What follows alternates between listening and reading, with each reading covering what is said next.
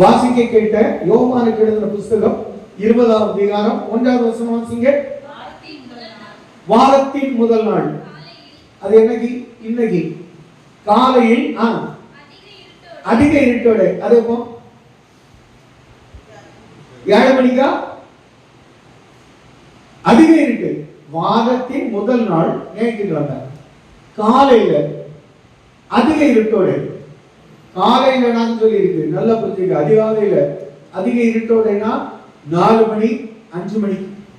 இதை விட்ட இப்ப நல்ல வெயில் காலத்துல கூட 5:30 முடிஞ்சிடும்.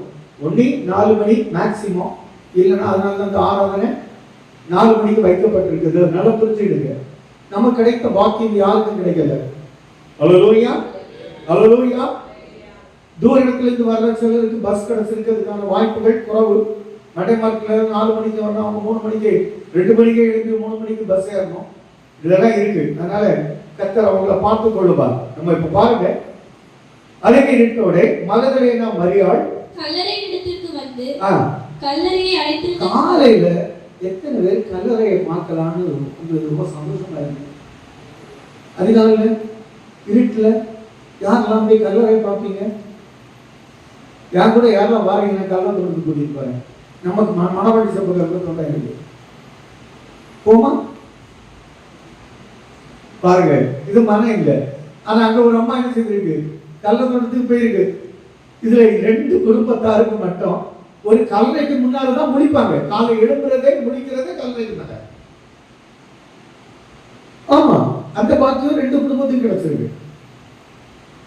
அந்த 2 குடும்பத்துக்கும் ஒரு நாள் ஒரு குறையும் இல்லை. ஏன்னா அந்த கல்லறைக்குள்ள இருக்கிறவங்க இன்னைக்கு கர்த்தரோடு கூட பரதீசிலே இளைப்பாறிக் கொண்டு இருக்கிறார்கள். அல்லேலூயா. அதுதான் அவங்களுக்கு கிடைத்த பாக்கியம். அதுதான் உங்களை ஆசீர்வதித்து இருக்கிறார். நினையாத ஆசீர்வாதங்கள் நிறைய கொடுத்திருக்கிறார். நான் சொல்றேன், நமக்கெல்லாம் கல்லறையை பார்த்தாலே என்ன செய்யும்? கொலை நடுக்கும். ஆனா மரியாளுக்கு எப்படி? மகதலேனா மரியாளுக்கு அது காரணம் இருக்கா? இருக்கு. ஏற்கனவே 7 பிசாசு கொண்டு நடந்த மகள். 7 பிசாசு, 1 2 இல்ல. எத்தனை? யாருக்கெல்லாம் அது அவசியம்? ஏற்கனவே நான் இங்க ஒரு 4-5 பேரோடு பெரிய போராட்டம் போராடி இருக்கேன். சிலருக்கு 2-3 பேர் கொஞ்சம் ஒட்டி உலாவுறாங்க. அவங்கள கொஞ்சம் பத்தி விட வேண்டியது. சீக்கிரத்தில் அதை செய்வேன்.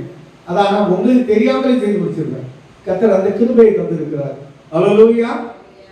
நம்ம ஒத்துழைப்புன்னு இல்லை, ஆண்டவரை பற்றிய ஒரு தரிசனம் மகதலேனா மரியாளுக்கு இருந்ததால் இருட்டோ கல்லறையோ அதல்ல, ஒரு சிந்தை என்ன? நான் இயேசுவை பார்க்க வேண்டும். அவருடைய ஒரே வாஞ்சை என்ன? இயேசுவை பார்க்க வேண்டும். அவர் மரித்து போயிட்டான்னு இல்லை, கல்லறையில போனோம், அவரை பார்க்கணும், அவர் எப்படி இருக்கிறார்னு பார்க்கணும். அவருடைய வாஞ்சை அதுதான். ஆனா இந்த கல்லறையில போச்சுல பாருங்க, முதல்ல அந்த வசனத்தை திருப்பி அந்த பாருங்க. வந்து கல்லறையை அடைத்திருந்த கல் எடுத்து போட்டிருக்க கண்டாள். சரி, இது அப்படியே மாத்திடுவாங்க. இதை வைத்துக் கொள்ளுங்க. கல்லறை அடைத்திருந்த கல் எடுத்து போட்டுக்க கண்டாள். இந்த வாசிங்க. மார்க் எழுதின புஸ்தகம் 16ஆம் அதிகாரம் 1வது வசனம் வாசிங்க. ஓய்வு நாளான பின்பு மகதலேனா மரியாளும் இந்த யாக்கோபு யாருன்னா சீசன், யாக்கோபின் தாயாகிய மரியாளும் சலோமே என்பவளும். அப்ப யோவான்ல 2 பேரு, மார்க்ல 3 பேர் வர்றாங்க.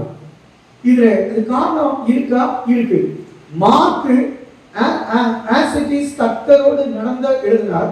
யோவானும் அதை கண்கூட பார்த்து எழுதுறவர். யோவான் எழுதும் போது அவங்க கண்ணுக்கு 2 பேர் தான் தெரிஞ்சிருக்கும். அதனால 2 பேர் எழுதியிருக்கிறார். ஆனா மார்க்கு கூட நடந்ததால் 3 பேர் போனதை சரித்திரபூர்வமா எழுதியிருக்கிறார். சரி, 2 பேரோ 3 பேரோ? 3 பேர் போயிருக்காங்க. யாரை பார்க்க?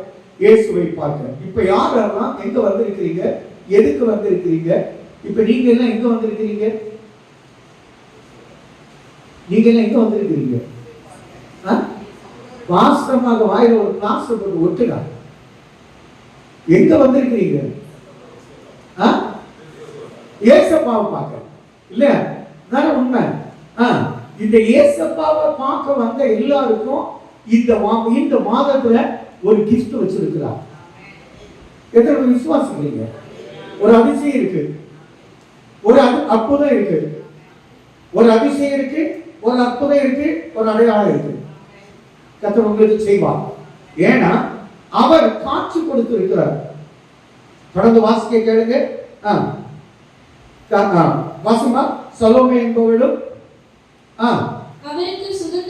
அவர்களுக்கு சுகந்த வர்க்கம் இடும்படி அவைகளை வாங்கிக் கொண்டு வாரத்தின் முதலாம் நாள் அதிகாலையில சூரியன் உதயமாகிற போதுனா இன்னும் உதயமாகிட்டுனா சூரியன் உதயமான பின்பு, ஆனா உதயமாகல. கல்லறையிடத்துல வந்து அப்போ 5 மணி இல்லைன்னா 4:30 மணி, இந்த டைம் தான் நான் சொன்ன காரணம். 5 மணிக்கு கூட வைத்துக் கொள்ளுங்க. கல்லறையில் வாசலில் இருக்கிற கல்லை நமக்காக எவர் புரட்டி தள்ளுவான் என்று இங்க வந்திருக்கிற அநேகர் இப்படிதாங்க. எனக்கான வாசல் அடைக்கப்பட்டிருக்கிறது, என் வருமானத்தின் வாசல் அடைக்கப்பட்டிருக்கிறது, என் சுகத்திற்குரிய வாசல் அடைக்கப்பட்டிருக்கிறது. நான் நினைத்த எதுவுமே நடக்கல. நான் போகிற பாதையில நிறைய தடைக்கற்கள் இங்க இருக்கிறது போல ஒரு கல் வந்து போகிற பாதையை அடைத்துக் கொண்டிருக்கிறது. நான் எடுத்த பிரயாசங்கள் எல்லாம் தடைப்பட்டு இருக்கிறது. இப்படி யாரையெல்லாம் வந்திருக்கிறீங்களோ உங்களுக்கான வாசலை, அடைக்கப்பட்ட கல்லை, வருமானத்திற்கான வாய்ப்பை கர்த்தர் இந்த நாளிலிருந்து உங்களுக்கு கொடுக்க அவர் சித்தமாயிருக்கிறார். ஹல்லேலூயா. ஒரு ஆமென் என்று உற்சாகமா சொல்லுவோமா? ஆமென். ஹல்லேலூயா. அந்த கல்லை அவர் எடுத்து போட போகிறார். நீங்க சிலர் பாத்தீங்கன்னா இவ்வளவு நாள் பிரயாசப்பட்டு முடியாம இருக்கும். ஆனா நிச்சயமா சொல்றேன், இந்த மாசத்துல நீங்க அதிகமா பிரயாசப்பட்டு எதிர்பார்க்கிற அந்த கல் கர்த்தர் எடுத்து போடுவார். அதுக்காக அவர் என்ன செய்வார்? அடுத்த வசனத்தை வாசிங்க. அந்த கல் எப்படி பெரியதா இருந்தது. நீங்க அந்த பெரிய கல்லை உங்களால உருட்ட முடியுமா?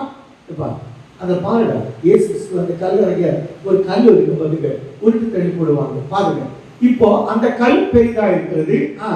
அவர்கள் ஏறிட்டு பார்க்கிறபோது அது தள்ளப்பட்டிருக்க கண்டார்கள். உங்க வாழ்க்கையில அந்த வாசல் பெரிய வாசலோ சின்ன வாசலோ, பெரிய கல்லோ சின்ன கல்லோ, அது தள்ளப்பட்டிருக்க நீங்க காண்பீங்க. நிச்சயமா சொல்றேன், உங்க வருமானத்துக்கான வாசல் திறக்கப்படுறது நீங்க பாப்பீங்க. ஒரு அடையாளத்தோடு கூட கர்த்தர் அற்புதத்தை செய்கிறது நீங்க பாப்பீங்க. உங்களுக்கு அடைக்கப்பட்டு போயிருக்கு. நான் எடுத்த பிரயாசம் ஒன்றுமே வாய்க்காமல் இருக்கு. நான் பிரயாசப்பட்டு இருக்கிறேன். என் பிரயாசத்துக்கான ஒரு பலனை நான் பார்க்கவில்லை. நீங்க அப்படின்னு நினைத்தீர்களானால் இன்று இயேசு உயிர்த்து பாருங்க. எவ்வளவு பெரிய கல், எவ்வளவு பெரிய கல். இதுல இப்பதான் இன்னும் இதை விட பெரிய கல் எல்லாம் இருக்கு. பாருங்க, இந்த கல்லை கொஞ்சம் ஜூம் பண்ணுப்பா. இந்த கல்லை உங்களால தூக்க முடியுமா? கள்ள முடியுமா? இவ்வளவு வசனாக தூக்கிடுவாங்க சிம்பிளா. அந்த கல் ஒன்று பாருங்க, உருட்ட கூட முடியாது. இதை விட ஒரு ரோலர் மாதிரி, ஒரு பெரிய வீல் மாதிரி, இந்த தேர்க்க ஒரு வீல் மாதிரி கல்லு கூட உண்டு. அதை கூட பிக்சர்ல பார்க்கலாம். நான் சொல்றேன், இந்த கல்லை உங்களுக்காக உருட்டதுக்கு முன்பாக என்ன ஒரு சம்பவம் இருந்தது. 4வது வசனத்தை திருப்பி ஒருக்க வாசிங்க. அந்த கல் மிகவும் பெரிதா இருந்தது. அவர்கள் ஏறிட்டு பார்க்கிற போது அது தள்ளப்பட்டிருக்க கண்டார்கள். பெரிய தடைகளை நீக்கப்படுகிற கர்த்தர் நம்ம முன்னால நடந்து போகிறாரு. ஞாபகம் இருக்கா? ஒரு வசனம் சொல்லி தெரியுமா? தடைகளை நீக்கப்படுகிற கர்த்தர் உங்க முன்னால அவர் போகிறார். அவர் போய் அவர் எப்படி அந்த தடையை நீக்குவார், அந்த கல்லை எப்படி புரட்டுவார். சிம்பிளா ஒரு வசனத்தை வாசிப்போம். மத்தேயு எழுதின புத்தகம் 28ஆம் அதிகாரம். மத்தேயு எழுதின புத்தகம் 28ஆம் அதிகாரம். அதுல 2வது வசனத்தை வாசிங்க. அப்பொழுது பூமி மிகவும் அதிரும்படி கர்த்தருடைய தூதன் வானத்திலிருந்து இறங்கி வந்து வாசலில் இருந்த கல்லை புரட்டி தள்ளி உங்களுக்காக அந்த கல்லை புரட்ட கர்த்தர் என்ன செய்வாராம் தெரியுமா? பூமியை அதிர பண்ணுவாராம். ஆமென். ஹல்லேலூயா. இதுவரையில் அடைக்கப்பட்ட வாசலா இருக்கலாம், இதுவரையில் எடுத்த பிரயாசங்கள் தடைப்பட்டு இருக்கலாம். இதுவரையில் நீங்க எடுத்த பிரயாசங்கள் உங்க முன்னால ஒன்றுமே செயல்படாமல் இருக்கலாம். உங்க தொழிலானது மந்தமா இருக்கலாம். ஆனா ஆண்டவர் இன்னைக்கு சொல்லுகிறார், அந்த கல்லை பாருங்க, எவ்வளவு பெரிய கல். இதுதான் ஒரிஜினல். இவ்வளவு பெரிய கல். நம்மால இருக்க ஒருத்த கையை வச்சு என்ன முடியாது, கல்ல கூட முடியாது. இப்போ ஆண்டவர் என்ன செய்யறாருன்னா, ஒன்னால முடியாது, ஆனா தேவனால முடியும். அவர் என்ன செய்யறார் பாருங்க, ஒரு பூமியை அதர பண்ணுகிறார். பூமி அதிர்ந்த உடனே கல் தானாய் உண்டு வெளியே போயிட்டு. அல்லேலூயா. பூமி அதிர்ந்தது. அந்த வசனத்துல பாருங்க, கர்த்தர் தூதன் வானத்திலிருந்து இறங்கி வந்து உனக்காக, உங்களுக்காக, எனக்காக, நமக்காக ஒரு தூதனையே உங்க முன்னால அனுப்புவார் கர்த்தர். ஆமென். உங்களுக்காக கர்த்தர் தம்முடைய தூதனையே உனக்கு முன்பாக அனுப்புவார். எத்தனை பேர் விசுவாசிக்கிறீங்க? ஆமென். அவர் எதுக்கு வரார் தெரியுமா? உன் தடையை நீக்க, உன் பிசினஸ்ல இருக்க உனக்கு தடையை நீக்க, உன்னுடைய நீ எடுத்திருக்கிற பிரயாசத்தில் இருக்கிற தடையை நீக்க, நீ உன்னுடைய தொழிலில் இருக்கிற அந்த மந்தத்தை மாற்றி கொடுக்க, அவர் என்ன தடை இருக்கோ அதெல்லாம் மாற்றுவதற்காக தம்முடைய தூதரையே உனக்கு முன்னால அனுப்புவார். ஆமென். அல்லேலூயா. அவர் வந்து பாருங்க, புரட்டி தள்ளி உன் பிரச்சனைக்கு மேல தூதன் உட்காருவாரா. அல்லேலூயா. பிரச்சனை என்ன? கல்லு தான் அடைக்கப்பட்டிருக்கு. இப்போ அந்த கல்லு, அந்த தூதன் புரட்டி அந்த கல்லுக்கு மேல, அந்த பிரச்சனைக்கு மேல தூதனை உட்கார்ந்துருப்பார். அல்லேலூயா. கவலைப்படாதீங்க, உங்க ப்ராப்ளத்தை பத்தி கவலைப்படாதீங்க. இயேசு உயிர்த்ததே அதுக்குதான். இயேசு உயிர்த்தெழுந்த காரணம் என்ன தெரியுமா? நீங்களும் நானும் நல்லா இருக்க, நம்ம தடைகள் நீக்கப்பட, நம்ம கற்கள் எல்லாம் அடைக்கப்பட்ட வாசலை கர்த்தர் திறக்கும்படி அவர் இருந்திருப்பார். முடியுமான்னு மட்டும் கேட்காதுங்க. இதை விட இன்னொரு சம்பவம் இருக்கு, அது ரொம்ப அழகா இருக்கும். வாசிப்போம். மத்தேயு எழுதின புஸ்தகம், யோவானுக்கு எழுதின புஸ்தகம் வாசிங்க. யோவானுக்கு எழுதின புஸ்தகம் 20வது அதிகாரம் 19வது வசனம் வாசிங்க.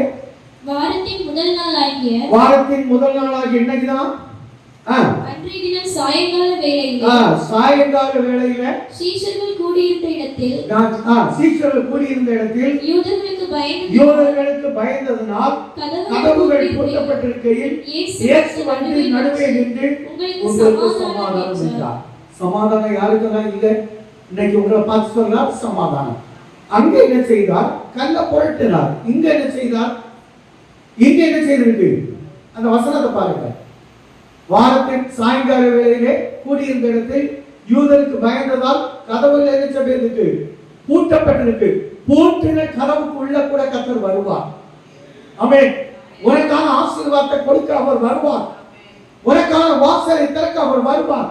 நீ என்ன வனதாகத்தோடு வந்தாயோ, என்ன வேதனையோடு வந்தீங்களோ, உன் வேதனையை பார்க்கிற கர்த்தர், உன் வேதனையை பார்த்த மரியாளுடைய வேதனையை பார்த்த கர்த்தர் பூமி அதர பண்ணினார், கல்லை பொருள பண்ணினார்.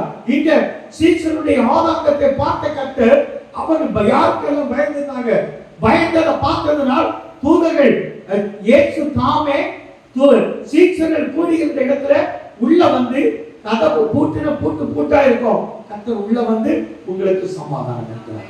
அல்லேலூயா. நான் அப்படிதான் சொல்றேன், உங்களுக்கு சமாதானம். கவலைப்படாதீங்க. எவ்வளவு நல்ல வார்த்தை, இவ்வளவு அருமையான வார்த்தை அவங்க கேட்டிருக்கிறோம். நல்ல வார்த்தை பாருங்க. இப்போ இது முக்கியமான ஒரு டைமுக்குள்ள போறோம். ஏன்னா டைம் ரொம்ப ஷார்ட்டா இருக்கிறதுனால ஒரு வசனத்தை கூட வாசிப்போம். மார்க் எழுதின புஸ்தகம் 1வது அதிகாரம் 2வது வசனத்தை வாசிங்க. இதோ நான் ஒரு தூதனை உனக்கு முன்னே அனுப்புற. எல்லாரும் அதை வாசிப்போமா? அப்படி ஸ்கிரீனை பாருங்க. பைபிள் தெரியலாம் எல்லாம் சேர்ந்து வாசிப்போம். இது ரொம்ப அவசரமானது. இந்த மாதத்துல இதை விசுவாசிங்க, இந்த வார்த்தை விசுவாசிங்க. இவர் உங்களுக்கு முன்னால போய் உங்களுக்கு தடைகளை நீக்குவார், உங்களுடைய காரியங்களை வாய்க்கப்படுவார். நீங்க நினைக்கிற காரியம் நினைத்தபடி நடத்தி தர ஆண்டவர் இவரை அனுப்புவார். வாசிப்போமா? வாசிங்க. இதோ எல்லாருக்கும் பார்த்து வாசிங்க. உனக்கு நீ வண்டி ஓட்டிட்டு போவ, உனக்கு முன்னாடி அவர் போனோம்னா இங்க பார்த்து வாசிக்கணும். வாசிங்க. இதோ நான் எப்படி நான் என் தூதனை, கர்த்தர் உனக்காக அவருடைய தூதனை உனக்கு முன்பாக அவர் அனுப்புகிறார். அவர் உமக்கு தூதரானவர் உமக்கு முன்னே போய் உமக்கு வழியை ஆயத்தம் பண்ணுவான், உமக்கு வழியை ஆயத்தம் பண்ணுவான் என்றும். அதோ நிக்கல பாருங்க, வாசிங்க 3வது வசனம். கர்த்தருக்கு வழியை ஆயத்தப்படுத்துங்கள். அவர் இதை தூதனானவர் செய்வார். ஆனா நீங்க என்ன செய்யுங்க? கர்த்தருக்கு வழியை ஆயத்தப்படுத்துங்கள்.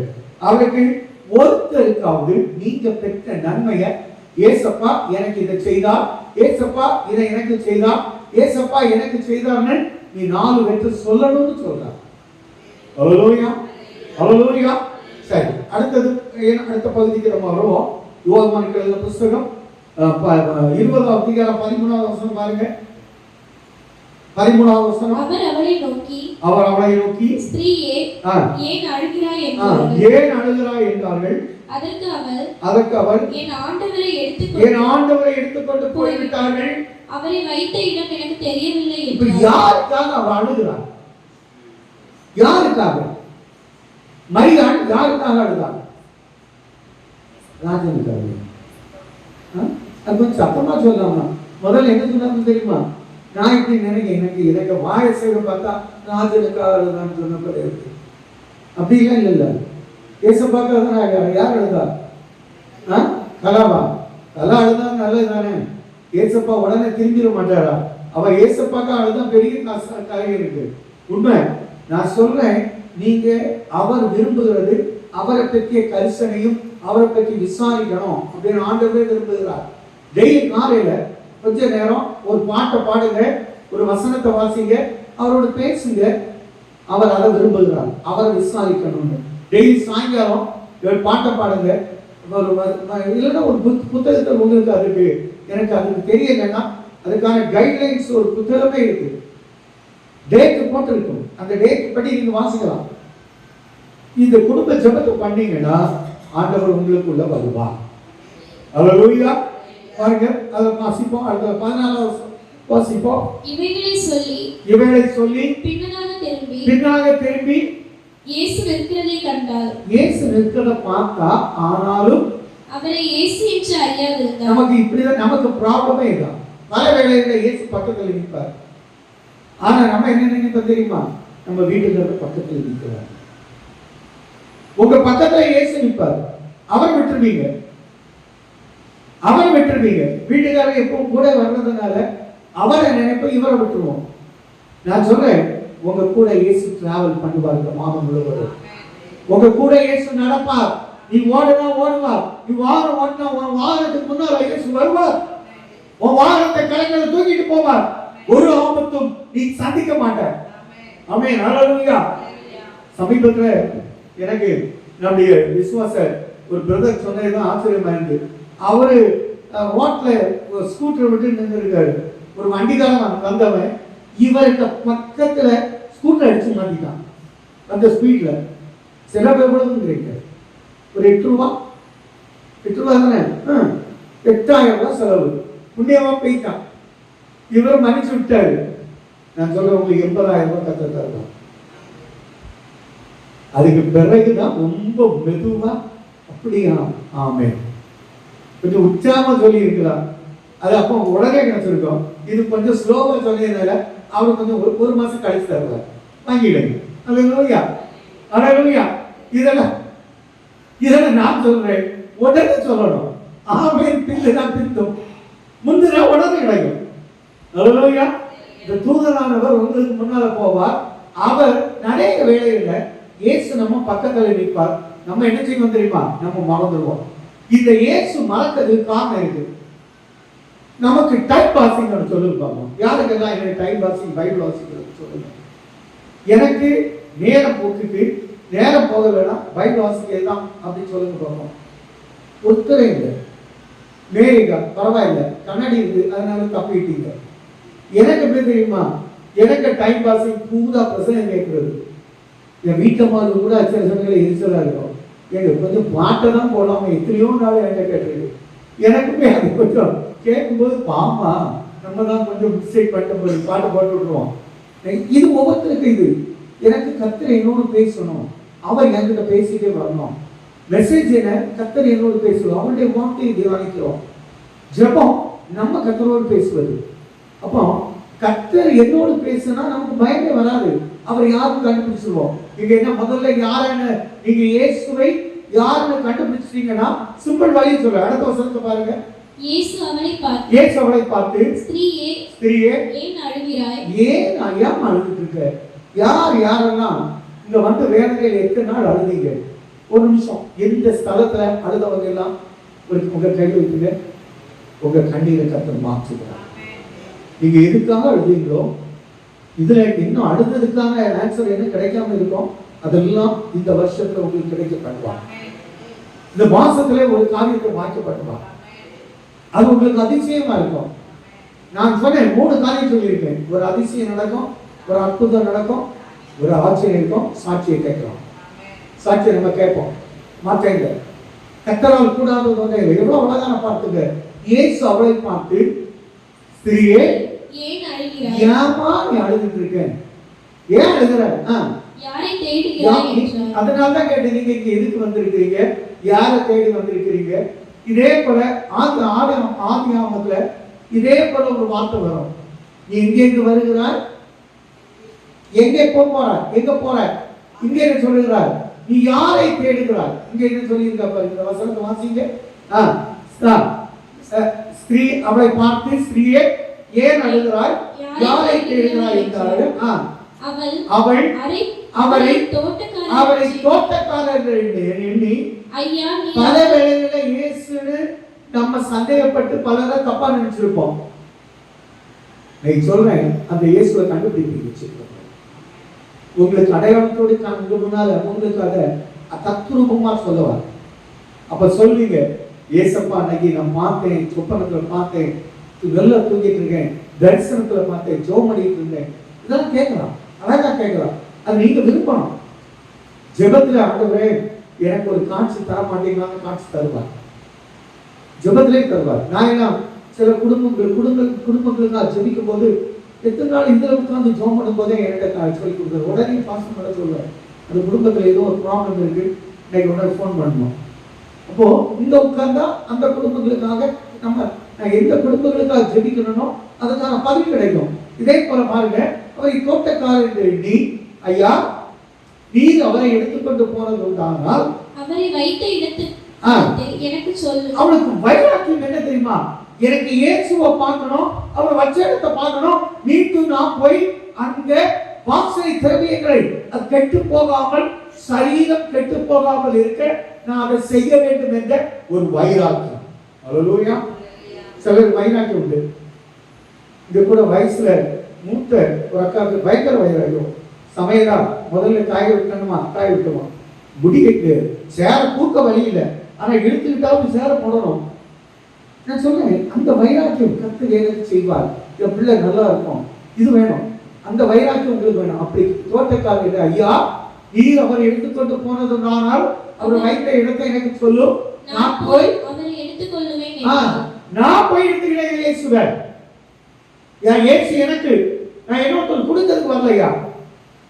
இயேசு எனக்கு, நான் இயேசுவை இன்னொருத்தர் கொடுக்க வரல, நான் இயேசுவை எடுத்துட்டு போறதுக்கு வந்திருக்கேன். அடுத்த வசனத்தை வாசிப்போம். இயேசு அவளை நோக்கி மரியாளே, இவனுடைய வைராக்கியத்தையும் இவனுடைய விடாப்பிடியையும் இவனுடைய உறுதியான மனநிலையும் பார்த்த இயேசு என்ன சொல்றார் தெரியுமா?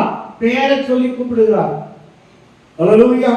உங்க வைராக்கியமோ, உங்க பிடிவாதமோ, உங்களுடைய ஆர்வமோ, உங்களுடைய அவரை பற்றி எண்ணமோ அப்படி இருக்குமானால், நான் சொல்றேன்ல, இப்பவும் சொல்றேன், ஒரு நாள் இந்த ஆலயத்துக்கான பாதை வரும், பார்க்கிங் இடம் வரும், சபை எழுந்து கட்டப்படும், 153 பெரிய குடும்பங்கள் இருப்பாங்க, இந்த துணி கோட்டை மாதிரி இருக்கும், மியூசிஷியன்ஸ் இருப்பாங்க, தோத்திர பலி சொல்ல நிறைய பெண்கள் ஆண்கள் இருப்பாங்க, சொல்லிக்கிட்டே இருப்பாங்க, தோத்திரம் நடந்துகிட்டே இருக்கும்.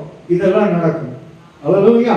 அதான வைராக்கியம் அப்படி கேட்டுட்டு இருக்கேன். நான் சொல்றேன், இந்த மாதிரி வைராக்கியம் உங்களுக்குள்ள இருக்குமானால் நிச்சயமா சொல்றேன், நீங்க எந்த காரியத்தை குறித்து இயேசுவை முன் குறித்து வைராக்கியமா இருக்கிறீங்களோ அந்த காரியத்தை கர்த்தர் உங்களுக்கு செய்து தருவார். ஆமென். அல்லேலூயா. இப்ப என்ன சொல்றா பாருங்க, மரியாளே என்றால் அவள் திருப்பி பார்த்தா ரபூனி என்றார். இப்ப திருப்பி பார்த்தா பாருங்க, பார்த்துக்கிட்டு போதுகிறே ஐயா, போதுகிறே நீங்க பக்கத்துல இருக்கீங்களா? அதுக்கு அடுத்த வசனம் பாருங்க. இயேசு அவனை உடனே பயங்கரமானது பாருங்க. என்னை தொடாதே. இப்ப சொல்றா பாருங்க, என்ன தொடாதே. நான் இன்னும் என் பிதாவின் ஏன் என்ன தொடாதேன்னா, நான் இப்போ உனக்கு நீ இந்த உலகத்துல பார்த்தது போல என்ன பார்க்க மாட்டேன். நான் இப்ப சத்தத்தை தான் கேட்டேன். என்ன பார்த்தா அது காட்சி கொடுக்க முடியாது. அதனால அவர் பாருங்க எப்படி போறா பாருங்க. பிதாவினிடத்தில் ஏறி போகவில்லை. நீ என் சகோதரனிடத்திற்கு போய் நான் என் பிதாவினிடத்திற்கும் உங்கள் பிதாவினிடத்திற்கும் என் தேவனிடத்திற்கும் உங்கள் தேவனிடத்திற்கும் ஏறி போகிறேன் என்று ஒரு கான்வர்சேஷன். நான் என் ஆண்டவர்கிட்ட போய்கிட்டு உங்களை பார்க்க வரேன், உங்களை பார்க்க வருவேன். முதல்ல நான் ரிப்போர்ட், என் பிதாவே என் ஆவியும் கையில் ஒப்புவிக்கிறேன், அவருடைய கையில் ஒப்புவித்தேன், ஏறி நான் போய் ரிப்போர்ட் பண்ணிட்டு வந்து உங்களை பார்ப்பேன். அந்த வைராக்கியம் முதல்ல இயேசு காலையில் எழுந்த உடனே பல்லு தேய்ச்ச உடனே பைபிள் எடுத்து, நமக்கு ஒரு பழக்கம் உண்டு, ரொம்ப அழகான பழக்கம்.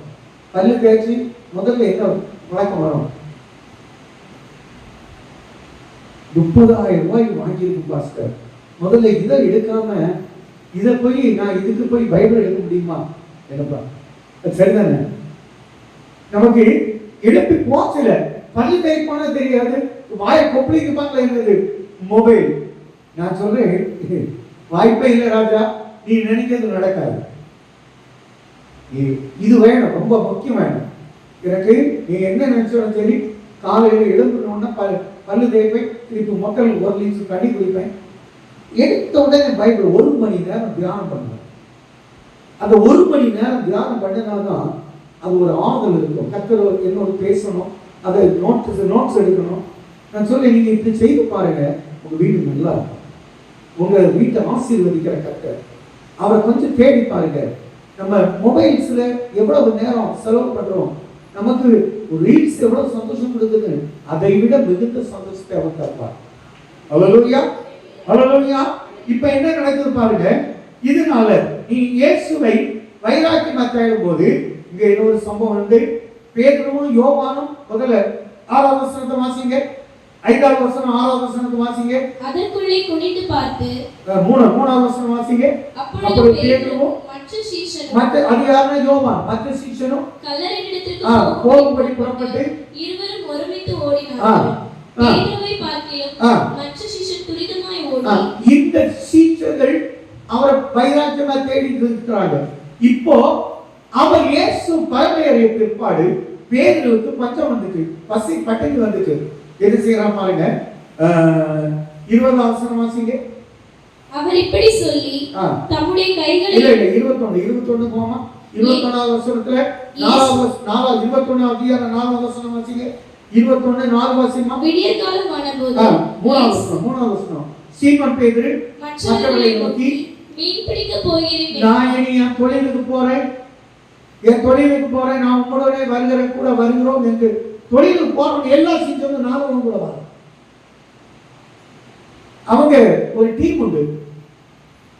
இங்க பாத்தீங்கன்னா பேதுரு, அந்திரே, யாக்கோபு, யோவான், இவங்க 4 பேருமே சித்தப்பா பெரியப்பா பிள்ளைகள்.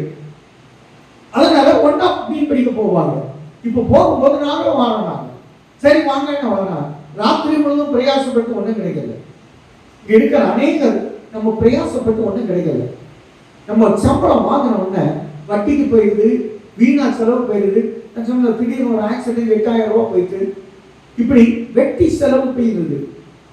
நான் சொல்றேன், இனி ஒரு வருமானம் வந்த வருமானம் எல்லாம் போயிட்டு நீங்க பயந்துறீங்கன்னா, இந்த நாளிலிருந்து உங்களுக்கான அந்த வெட்டியான செலவை கர்த்தர் அடைக்கிறார். வெட்டியான செலவை கர்த்தர் அடைக்கிறார். நீங்க தேவையில்லாத செலவு இல்லை, இஎம்ஐ கட்டக்கூட காசு இருக்காது. நான் சொல்றேன், சீக்கிரமா உங்க இஎம்ஐ முடிக்க கர்த்தர் கிருபை தருவார். நான் அதுக்கு அடுத்த வசனம் பாருங்க, 5வது வசனம் பாருங்க.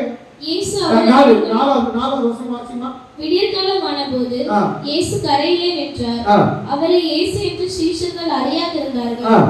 இயேசு அவர்களை நோக்கி, பிள்ளைகளே புசிக்கிறதுக்கு ஏதாவது சாப்பிடுறதுக்கு ஏதாவது இருக்கான்னு கேட்டா ஒருத்தர் நீர் இல்ல சொல்றான். ஐயா, நாங்களே பசியில கஷ்டப்படுறோம், எங்களுக்கு நான் செய்த வேலைக்கு சம்பளம் கிடைக்கல, ராத்திரி முழுதும் பிரயாசப்பட்டு ஒண்ணும் கிடைக்கல. நான் சொல்றேன், நீங்க பிரயாசப்பட்டு ஒண்ணும் கிடைக்கலன்னா இனி அந்த பலனை பார்ப்பீர்கள். அல்லேலூயா.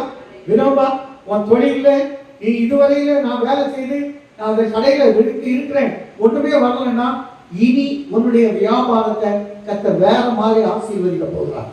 அல்லேலூயா, அல்லேலூயா. இங்க பாருங்க, 6ஆம் வசனம் வாசிங்க.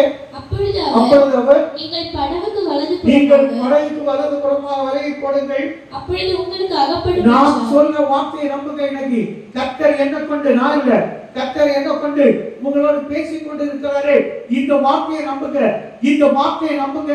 இந்த வார்த்தையின்படி கர்த்தர் உங்களுடைய வாழ்க்கையில அவர் செயல்படுவார். ஆமென். எவ்வளவு அழகா சொல்ல பாருங்க. வலையை போடுங்க. நானும் சொல்றேன், குடும்ப ஜெபத்தை மட்டும் பண்ணுங்க. உங்க வீட்டுல குடும்ப ஜெபம் பண்ணுங்க. இதுவரையில் இல்லைன்னா அந்த ஜெபத்தை தொடங்குங்க, கட்டாயம் தொடங்குங்க. எவ்வளவு அழகா சொல்றா பாருங்க. அப்பொழுது உங்களுக்கு அகப்படும் என்றால் அப்படியே அவர்கள் போட்டு திரளான மீன்கள் அகப்பட்டதுனால் நான் சொல்றேன், நீங்க வீட்டு குடும்ப ஜெபத்தை பண்ணி பாருங்க, வருமானம் உங்க வீட்டுல சேமிக்க முடியாத அளவுக்கு கர்த்தர் கொடுப்பார். அல்லேலூயா. நீங்க நினைச்சா கூட கிடைக்காத வருமானத்தை கர்த்தர் தருவார். நினைப்பதற்கு மேல தருவார். நினைச்சிருக்க மாட்டீங்க. எனக்கு திடீர்னு போன மாசத்துல திடீர்னு ஒரு காணிக்க, நாங்க ஒரு ஹாஸ்பிட்டலுக்கு பிரேயருக்கு போவோம். நான் நினைக்கல, எனக்கு திடீர்னு பார்த்த உடனே ஒரு ஆச்சரியமா, வீட்டில் வந்து பார்த்தேன், ஆச்சரியமா இருந்து. அவர் சொன்னார், பாசம் வந்து ஒரு காணிக்கை கொடுக்கணும் இருந்து கொடுத்துருக்கேன். பார்த்து ஆச்சரியப்பட்டேன். இதே போல நீங்க நினைச்சிருக்க மாட்டீங்க, திடீர்னு உங்க வருமானம், ஏன்பா திடீர்னு உனக்கு டியூட்டிக்கு கூப்பிடுவாங்க, உனக்கான வருமானம் உன்னை தேடி வரும். ஆனா குடும்ப ஜெபம் பண்ணணும், குடும்ப ஜெபம் பண்ணுங்க. இங்க சொன்னாங்க, இயேசுவை தேடுங்க. இயேசுவை தேடுனா நீ திரளான மீன்கள், அந்த வலை கிழிந்து போகத்தக்க, அதை பாருங்க, அதை பாருங்க, திரளான மீன்கள் அகப்பட்டதினால் அதை இழுக்க மாட்டாதிருந்தார்கள். அப்படிப்பட்ட வருமானத்தை கர்த்தர் கொடுக்கும்படி இந்த அவர் உயிர் தெழுந்தார். அல்லேலூயா. உங்களுடைய பிரச்சனையை மாற்ற அவர் உயிர் தெழுந்தார். உங்க அடைக்கப்பட்ட கல்லை நீக்கும்படி இயேசு உயிர் தெழுந்தார். உங்க பலவீனத்தை மாற்றும்படி இயேசு உயிரோடு எழுந்தார். உங்கள் தடைகள் எதெல்லாம் தடையா இருக்கோ அவரை மாற்ற இயேசு உயிரோடு எழுந்தார். எழுப்புவோமா? எல்லாரும் எழுந்திருப்போம், எல்லாரும் எழுந்திருப்போம். அப்படியே கொஞ்ச நேரம் ஒரு 2 நிமிஷம் அப்படியே நினைத்து பாருங்க.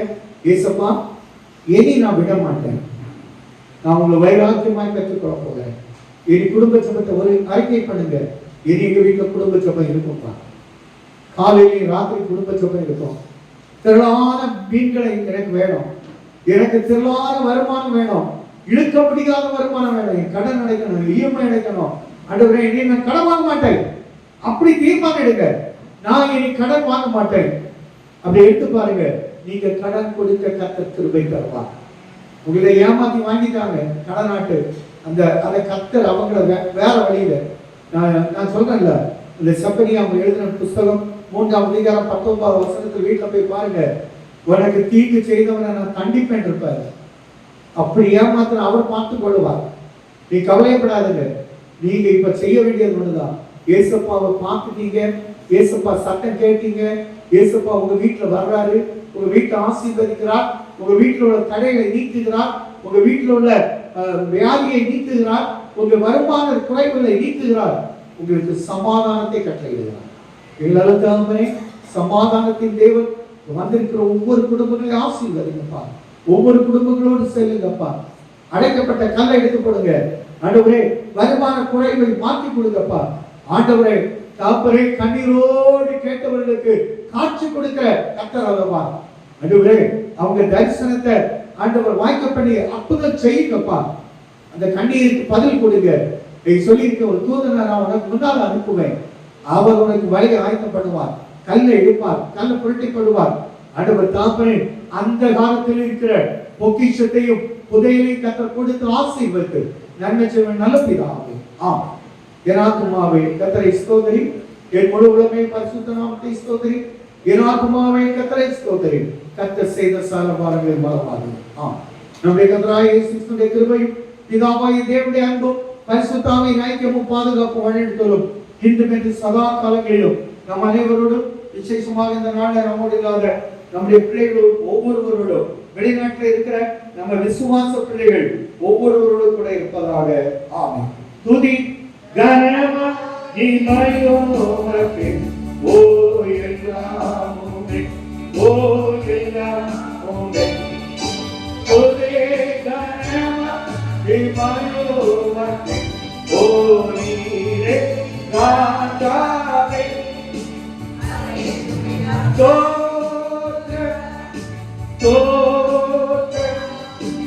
தோற்றமே நீங்க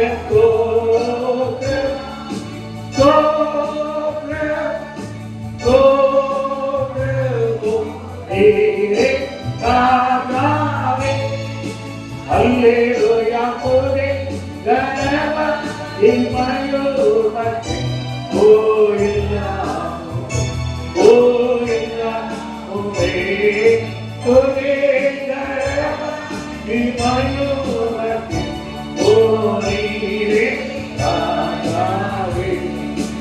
ஆமென். ஹல்லேலூயா ஹல்லேலூயா ஹல்லேலூயா.